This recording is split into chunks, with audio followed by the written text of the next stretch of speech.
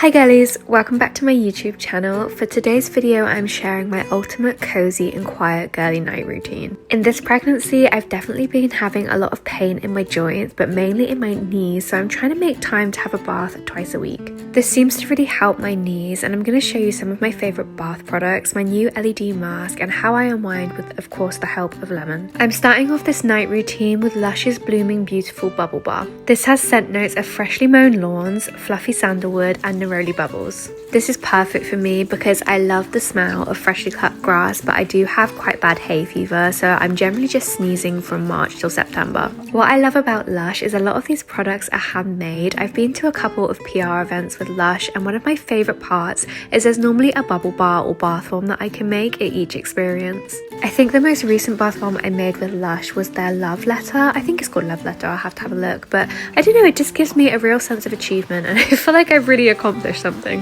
When I'm using a standard size bubble bar, I generally use around a third of the product. Even though I am on Lush's PR list, I always feel like I'm being a little bit wasteful. When I use a whole bath bomb, I can't really justify like a £6 bath. Fragrance from bath bombs also can definitely be a little too sensitive on my more intimate areas, so again, I do normally cut these into thirds. Before you guys see me embarrass myself trying to light this candle, this is Ritual's scented candle in the Ritual of Sakura. This lasts for up to 50 hours and is made in this really pretty decorative reusable glass jar. Now, I don't know what I'm going to put in the jar when I finish using it, but I definitely want to keep it. This has a floral scent with scent notes of cherry blossom, green zesty notes, and rice milk. Rituals describes this as a spring snow referencing falling cherry blossoms, and it's designed to feel clean, relaxing, and subtly feminine. I don't know what it is, but there's something about Rituals and the way they make their scents that just, I don't know, make me feel much calmer. In the bath, I'm starting off with one of my most loved products on TikTok, which is another product from Lush.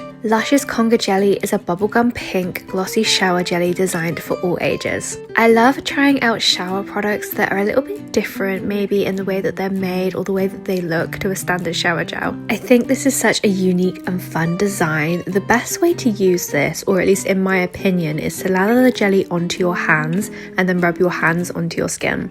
I don't know if I'm just incompetent, but every time I apply this directly onto my skin, I just cannot keep hold of the jelly itself and I end up being in such a rage in the shower. So to avoid this, I apply it onto my hands and then onto my skin. This has a fruity vanilla fragrance and is made with fresh raspberry juice, vanilla absolute, and bergamot oil. As you guys know, I love anything that is pink, especially if it has scent notes of vanilla. There are quite a few other jellies that Lush do. Lush have a few other different jellies, but they also tend to bring out ones around Christmas and autumn. So there was definitely a polar bear, and I think there might be a turtle at the moment. I think Conga is always going to be my favourite. The only jelly I can think of that I think I actually preferred, there was a Princess Peach jelly, and it was when the first Mario movie first came out.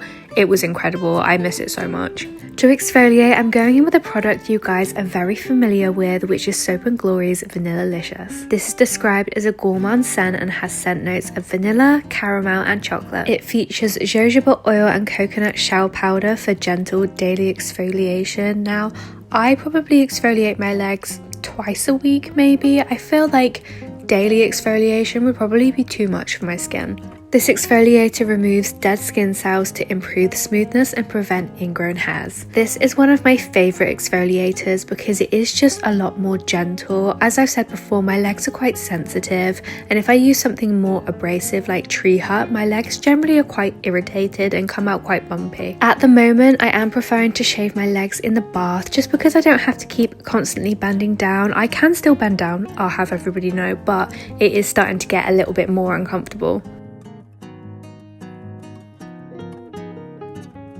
To shave my legs, I'm using Imperial Leather's Foam Burst in Mallow and Cherry Blossom. I bought this as a shaving cream, but it turns out that this is just a shower foam. I think it works really well because it foams like a traditional shaving foam. This has scent notes of vanilla meringue and rose petals with an ultra feminine floral heart and marshmallow accord. To give you guys a little life update, we were supposed to be moving into a bungalow. Not that we desired to live in a bungalow, but it was a really convenient place. Anyway, this turned out to have 10 different holes in the roof, so naturally I'm going to have a newborn baby. I'm not going to be moving that newborn baby into a home that isn't insulated. So last week we had to go down to where my family live and try and find somewhere to live, and fortunately we have found somewhere just outside of the Cotswolds, which is very close to where my family live in Wiltshire. And yeah, we've got a little cottage and I'm really excited because all I've ever wanted in life is, and this is going to sound really horrible to Josh and the baby, I've always wanted to live in a cottage with a dog, and my dreams are about to come true. I definitely feel so much better in myself around fields and animals, and I know that sounds really weird to say fields, but like being around buildings and being in London, like it does nothing for me. Josh and I sometimes drive out, I don't know which way we drive out, but you can see the skyline and you can see Canary Wharf. And he's like, oh, don't you think that looks really nice? I'm like, no, I just have no feelings to it whatsoever. For like the first 25 years of my life, I lived with my grandparents and my mum, and we mainly lived in the same home. And just before me and Josh moved out together, my grandparents and I moved out to a little village just outside of Wiltshire, and I loved it. It was just beautiful. There were cows, there were fields, and I think it was probably one of my calmest times maybe, because it's just so serene. Obviously I didn't have Lemon then, and I've wanted a dog desperately for about 10 years, and the moment that I moved to London in the moving van, we actually went and picked up Lemon. I said to Josh, the deal is I am having my dog, you know, on the way to London. I'm not moving to London before I have a dog. Like, the dog has to be secured in order for me to move into this horrible city. I think now that I think back on it, it probably has been a really busy 2 years. You know, I moved from the town that I lived in for 25 years with my grandparents into with Josh.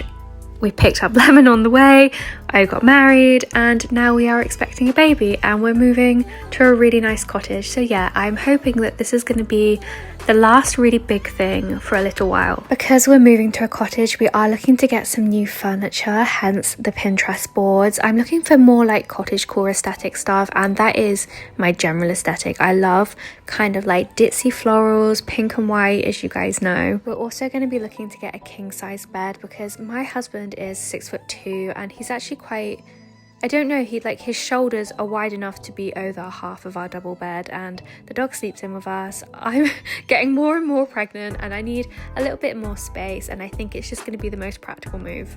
After I've had a bath, I just have a quick shower or just like a quick rinse really, just to make sure there's no bubble bar or soap in any areas that it shouldn't be in. For my body lotion, I'm applying Bath & Body Works' Sparkling Toast. This is a fruity and sweet body lotion designed to provide 48 hours of moisture. It features scent notes of sugared berries, juicy tangerine and bubbly citrus. Obviously, I am obsessed with the packaging. This kind of light baby pink is my favourite colour, and I am so drawn towards these sort of aesthetic packages. For my body butter, I'm using Tree Hut's Vanilla Whipped Body Butter. This is a lightweight, fast absorbing moisturiser designed for daily hydration, featuring warm, creamy scents of vanilla, sandalwood and coconut cream. This has a really fluffy texture that leaves my skin feeling really soft without that greasy feeling that you can get with thicker body butters.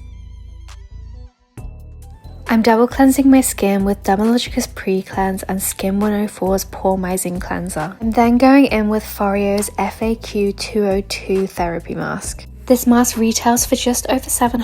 Foreo sent this to me a couple of months ago, and I've been using this maybe 4 to 5 times a week. There are 6 different coloured modes that all do different things, and I can switch really easily between whichever mode I want to do because there is a matching app. The red light stimulates collagen and elastin to reduce fine lines and wrinkles. Blue, which is mainly the one I use, targets acne-causing bacteria, reduces sebum and improves inflamed skin. Green brightens dull skin and balances uneven skin tone. Orange improves skin texture and boosts radiance. Purple improves hyperpigmentation and promotes skin repair, and cyan calms stressed skin and reduces swollen capillaries. Yellow reduces inflammation, swelling and redness. I normally use this for around half an hour, 4 to 5 times a week. I generally use the blue mode, but today I'm using a combination of purple and blue. I do have another LED mask, but what I really like about this is firstly, I can still have a drink out of a straw, and secondly, I don't have anything over my eyes. I really love to play my Switch in the evening. At the moment, I am just obsessed with Pokopia, and I found with my other mask, it was really hard to see screens. After the 30 minutes are up, I then go in and do my normal skincare routine.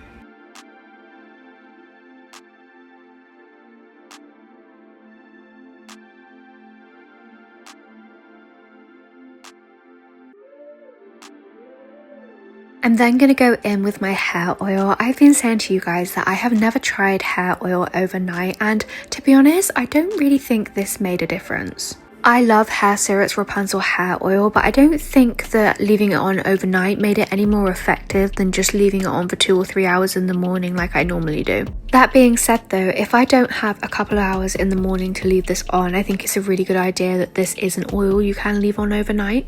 And that is everything I have to show you guys in this video. Thank you all so much for watching, and I'll see you in the next one. What's this? Lemon? Who did this? Who did this? No. That's not good. Where did you get this from? Lemon? This is naughty. Don't pretend you don't know it's not